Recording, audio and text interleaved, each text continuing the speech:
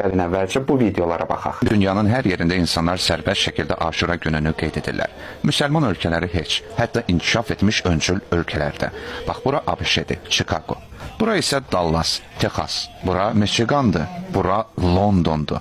Bura isə Danimarka. Bura İsveçrə, hələ Yaponiyaya baxın. Bura Melbourne, Avstraliyadır. Burada Çin, oranın əhalisi necə də maraqla izləyir, maraqlanırlar. Bəs bu mərasimlər nə üçündür? Kərbəla hadisəsi hicri təqvimi ilə 61-ci ilin Məhərrəm ayının 10-unda baş verib.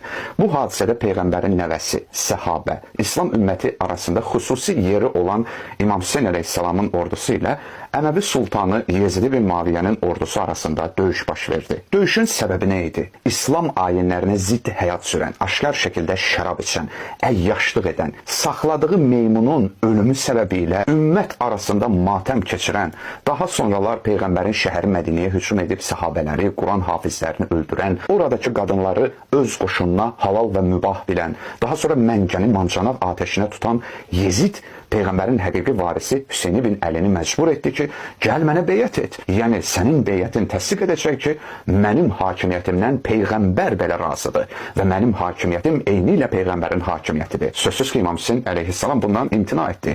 Həcc ayinində olarkən Yezid ona qarşı suiqəst hazırladı. Çünki ya beyət etməli idi, ya da onu öldürəcəkdilər.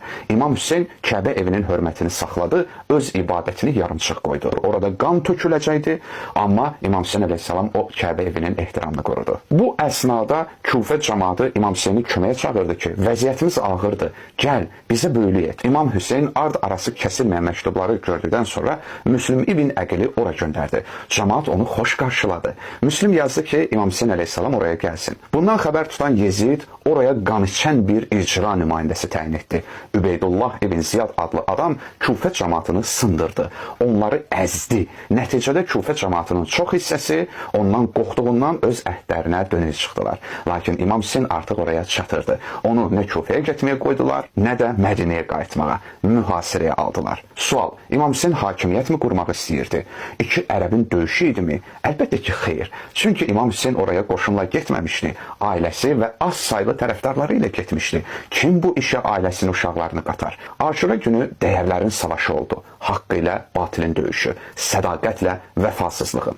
Bu döyüş Aşura gününün sübh vaxtından əsr vaxtına qədər davam etdi. Bir neçə saat ərzində İmam Hüseyn ilə yanaşı bütün yoldaşları, ailə üzvlərinin əksəriyyəti, tərəfdarları şəhid oldular. Bir tək oğlu İmam Səccad əleyhissalamdan başqa. Çünki o əsnada o ağır yataq xəstəsi idi. Aşura gününün əsr vaxtı İmam Hüseynin və yoldaşlarının şəhid edilməsindən sonra Ömər ibn Sədin başçılıq etdiyi Yezidin ordusu İmam Hüseynin ailəsinin xeymələrinə hücum edərək onları qarət etdi və yandırdı. Bütün qadınları və uşaqları əsir aldı və şəhidlərin cəsədlərini atların ayaqları altında tapdaladılar. Sonra nə oldu? Peyğəmbər ailəsinin qızlarını, qadınlarını, uşaqlarını küçə-bə-küçə gəzdirdilər. Kəsilmiş başları apardılar Şama, Yezidin yanına. Bəni Ümeyyə İmam Hüseyn və əshabı üzərində qazandığı bu dırnaqarası şanlı qələbəsini bir-birinə təbriklər söyləmək, şənliyi keçirmək, yeni paltarlar geyinmək və oruç tutmaqla qeyd etməyə başladılar. Aşura ziyarətnaməsində oxuyuruq. Həzə yevmun təbərrəkət bihi Bəni Ümeyyə. Bu Ümeyyə oğullarının mübarək saydığı bir gündür.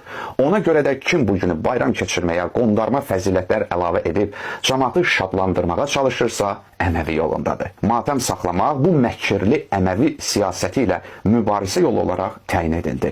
Onlar bu günü itirməyə, Əhl-i-Beyt imamları və məktəbi isə onu diri saxlamağa çalışırdı. Dünyanın müxtəlif yerlərində bu günü matəm saxlanılır. Hətta bəzi ölkələrdə tətil də edilir. Cəmaat qazanc əldə etməkdən də çəkinir. Ehsanlar paylanılır, qan aksiyaları keçirilir. Hamı bir-birinə xidmət edirlər. Hər ölkə öz mədəniyyətinə xas şəkildə matəm saxlamaq çalışırlar. Mən bundan əvvəlki videolarda güclü dəlillərlə sübut etmişəm ki, matəm saxlamağın heç bir şəriətə müvafiq haramlığı yoxdur. Hətta Peyğəmbər belə ölmüş kəsə ağlayıb, matəm izhar edib. Soruşsalar ki, Peyğəmbər sinə vurubmu, mərsiyə deyibmi?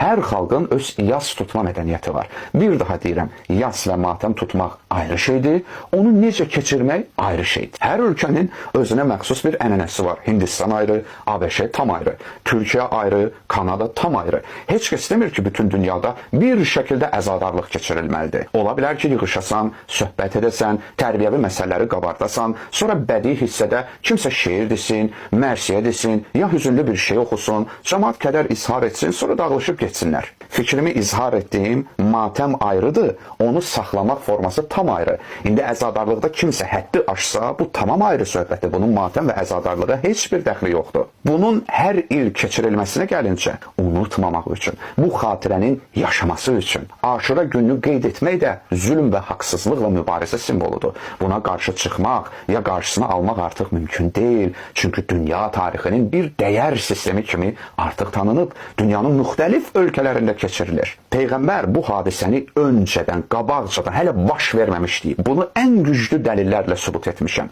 İllər sonra bu hadisə baş verib. Bu elə Peyğəmbərin Peyğəmbər olduğuna da bir dəlildir. Bu elə Peyğəmbərin sünnəsini yaşatmaqdır.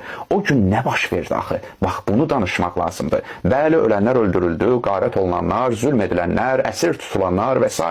Bu isə sadəcə hadisənin bir tərəfidir. Lakin hər bir müsəlman düşünməlidir. O gün nə baş verdi axı? Nə üçün Peyğəmbər bu hadisənin baş verəcəyini təkidlə söyləyirdi? Mən buradan nə nəticələr çıxarmalıyam? Açar da buradadır. Matəm, əza, xütbə, mərsiyə, nöfhə isə sadəcə matəmin formasıdır. Matəm saxlamaq isə sadəcə vasitədir. Xatirə yaşasın. Niyə yaşasın? Niyə yaşamalıdır? Bax, onu da siz düşünməlisiniz.